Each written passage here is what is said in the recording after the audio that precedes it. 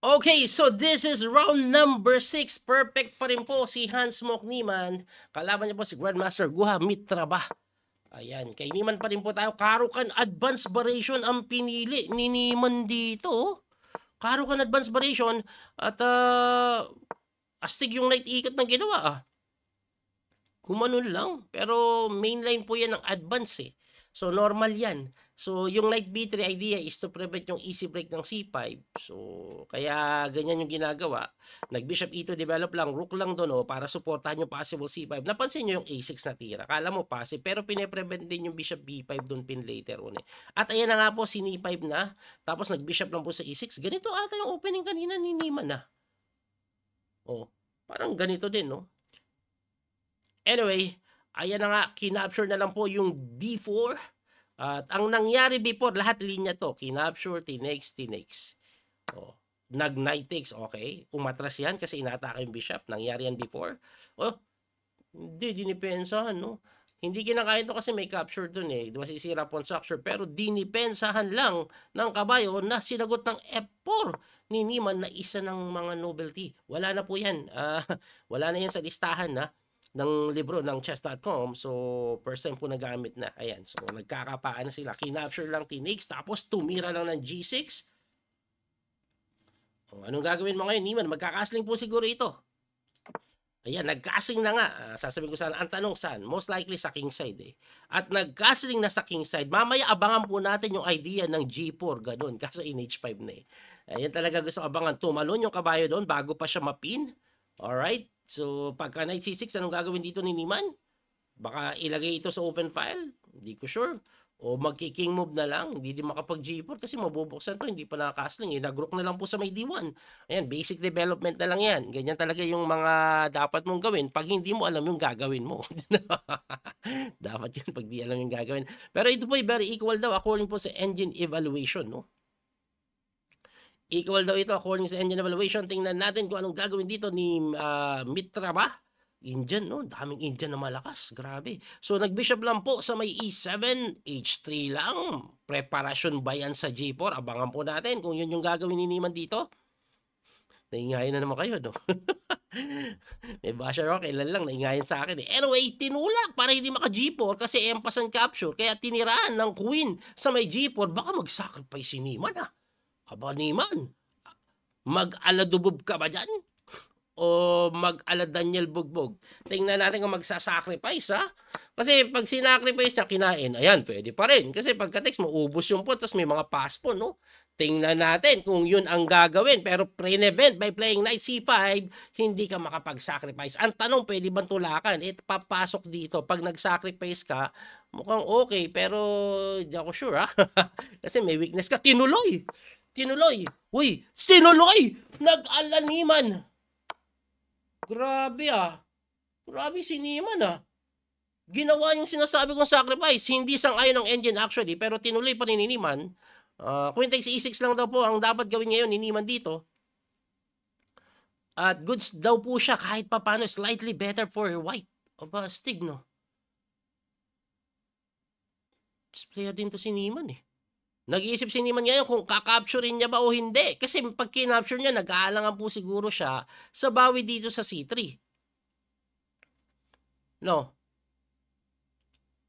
Nag-aalangan siya Pwede niya kasi depensahan din tapos itutulak niya. Hindi, kinapture Tama yung ginawa niya.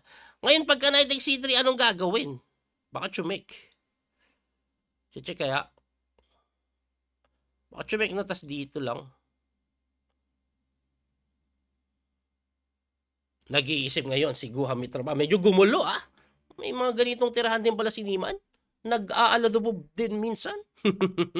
Nag-rook lang sa C6 win F5 check.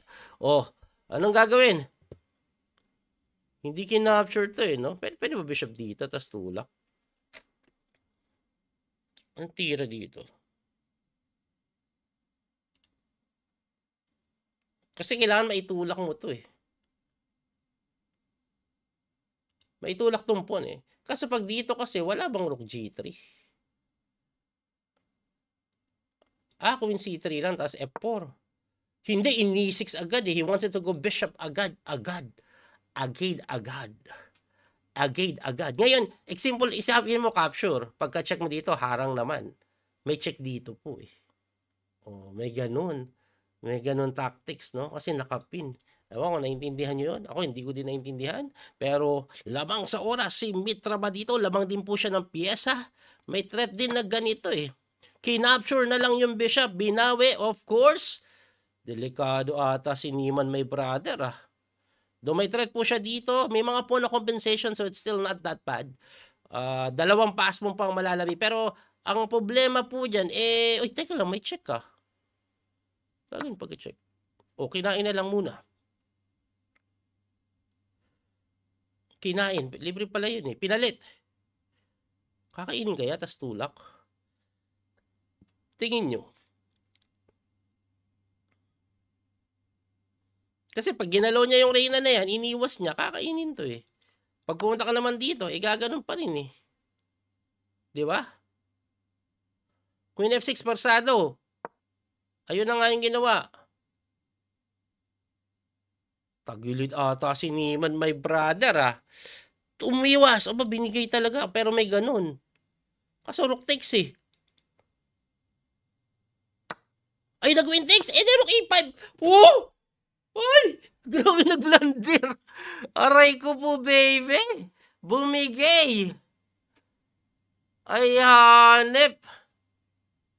Hindi rook takes yung ginawa, no? Di bagsak. Wala na. Alam na Diyos. Lamang na nampun eh. Oh, takbo na lang. Wala na eh. Alam na Diyos eh. Rook dito. Wala na. Mamatiin ka na, sir. Check. Dito.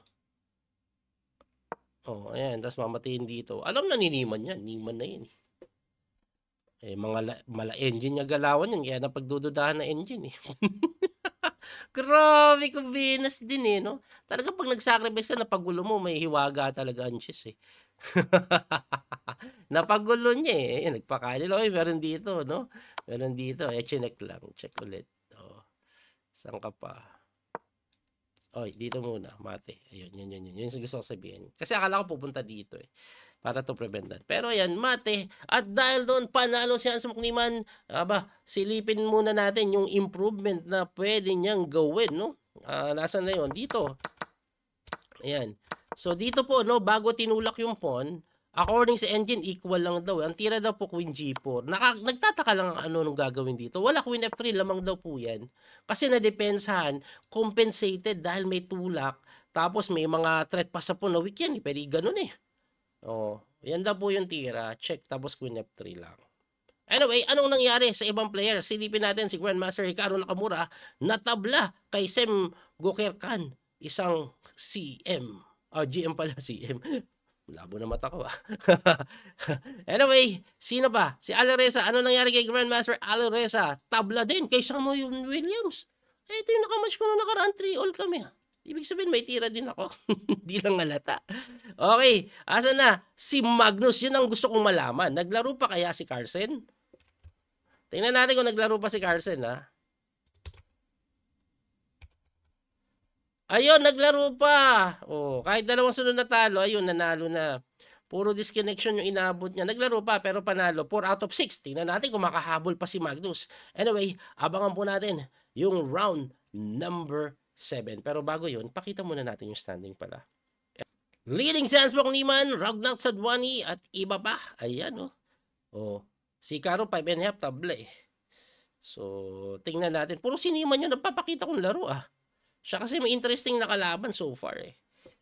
Tingnan natin yung mga matchups sa next round, round number 7. Muli ito po yung Coach PD Master Daniel Causo. Hanggang sa muli pagkikita. God bless po mga kabiyahe. Thank you po sa support. Bye-bye. That little mouse, 'cause I'm an albatross.